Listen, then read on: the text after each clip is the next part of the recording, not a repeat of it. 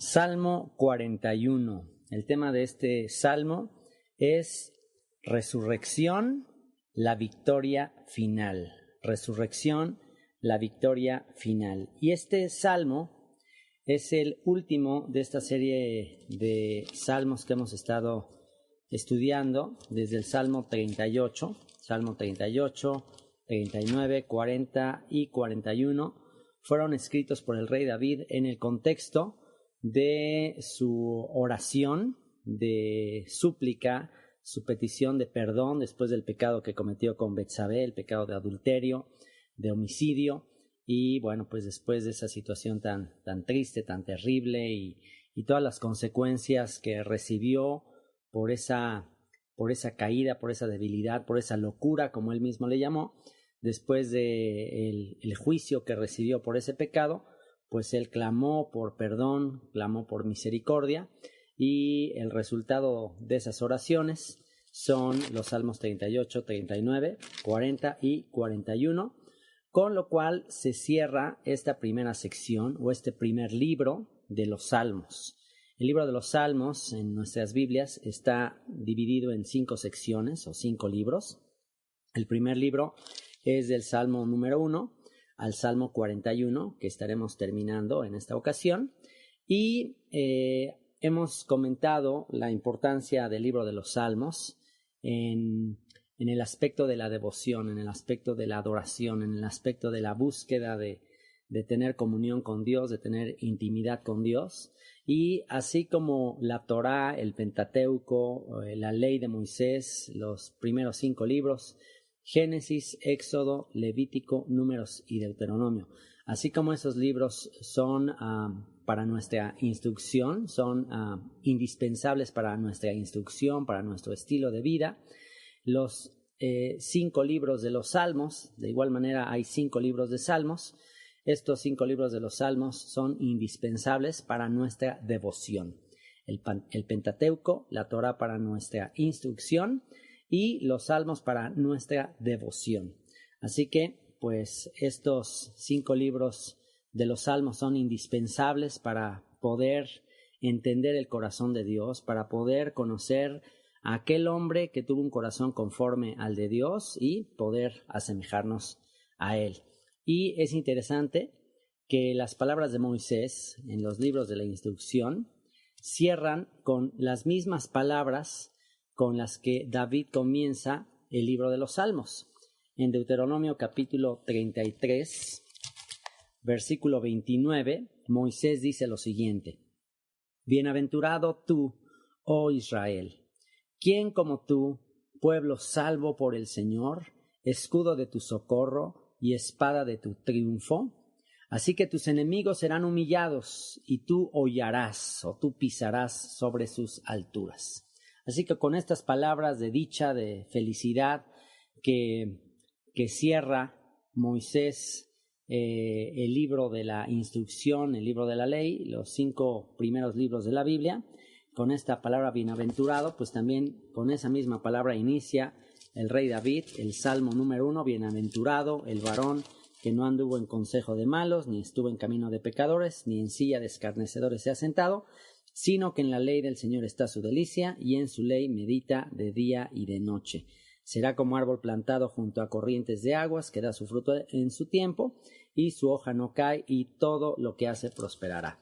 Así que David toma como base para la continuación de sus salmos, o para el inicio más bien de sus salmos, toma como fundamento para inspirarse en los salmos los escritos de Moisés, la instrucción que Dios le dio a Moisés. Y por eso es que es fundamental conocer la Torá, la instrucción de Moisés, el Pentateuco, para poder apreciar y valorar mucho más este libro devocional que ha inspirado por siglos a millones de personas, los salmos del rey David.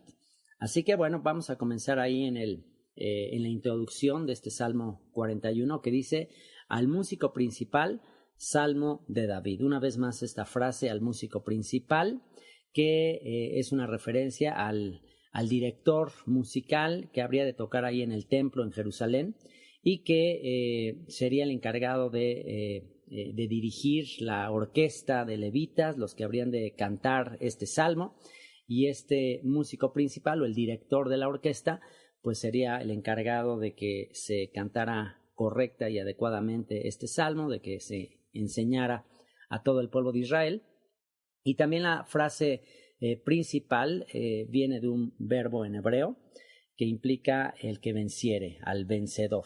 Así que, bueno, pues todos estos salmos que empiezan con esta introducción al músico principal o al que venciere, pues nos recuerdan las palabras del libro de Apocalipsis, el que venciere, el que venciere todas las adversidades, todas las circunstancias y lo más importante, el que venciere el pecado, pues podrá tener una verdadera intimidad y una verdadera comunión con Dios. Al músico principal, Salmo de David. Y comienza en el versículo 1 diciendo, bienaventurado el que piensa en el pobre. Y va a cerrar el primer libro de los Salmos con la primera palabra con la que empezó el primer salmo, bienaventurado. Ahí en el primer salmo se nos dice lo bienaventurado, lo dichoso, lo feliz que es aquel que medita en la Torá, en la ley de Dios, en el Pentateuco, en los 5 libros de Moisés. Y ahora aquí ya viene una aplicación práctica. No nada más se trata de estar estudiando y estudiando y estudiando sin ningún tipo de fruto, sin ningún tipo de obra. Aquí todo el estudio de la Torá se resume en el amor al prójimo. ¿Cómo podemos demostrar nuestro amor a Dios? Pues amando a nuestro prójimo. Y es exactamente con lo que comienza este salmo diciendo, dichoso, feliz, el que piensa en el pobre. El que piensa en el pobre. Y esta palabra piensa también podría traducirse como una expresión que tiene que ver con instruir, con enseñar, con ayudar al pobre, pero no nada más dándole lo que necesita en ese momento, sino haciendo algo para que ese pobre no vuelva a tener necesidad. Y la palabra pobre también está relacionada, también podría traducirse como alguien que está postrado, alguien que está inclinado por alguna enfermedad, alguien que está debilitado por una enfermedad. Así que puede aplicarse tanto a una persona que está padeciendo una necesidad económica, material, pero también puede aplicarse al enfermo, al que está pasando por una crisis de salud y pues el que le enseña, el que hace algo, el que le instruye para que no continúe en esa situación, pues dice será dichoso. Dice un conocido refrán, un conocido dicho, que si le damos un pescado a una persona hambrienta, bueno, pues vamos a sanar su hambre momentánea, pero si le enseñamos a pescar, pues entonces ya le vamos a prevenir de que siga teniendo hambre. Así que ese es el mismo concepto, es la misma idea aquí, de no nada más sacar unas monedas ahí de nuestra bolsa y conformarnos con eso, con darle a la persona y pues ya quitarnos el problema, sino ir más allá y pensar en soluciones, pensar qué podemos hacer para que las personas pues salgan de esa situación. Y qué mejor manera de prevenir esas debilidades, esas enfermedades, que enseñar la palabra de Dios. Y bueno, pues enseñando la palabra de Dios podría ser que no necesariamente una persona se sane de manera inmediata, o podría ser que incluso físicamente no se sane, pero por lo menos la persona podrá sobrellevar esa enfermedad, por lo menos la persona tendrá la esperanza, la fortaleza espiritual para salir adelante. De la misma manera, una persona con situación económica difícil, por eso es que yo